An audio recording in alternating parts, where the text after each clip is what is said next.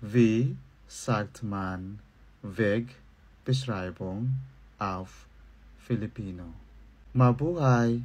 Willkommen bei Filipino Lernen mit Duke.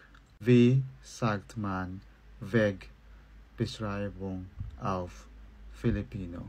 Links, kaliwa, kaliwa. Rest, kanan, kanan. Here, dito, dito. Dort, doon, doon. Geradeaus, derecho, derecho. Links, kaliwa, rest, kanan. Here, dito, dort, doon, geradeaus, derecho. Wo geht's du hin? Saan ka pupunta? Doon.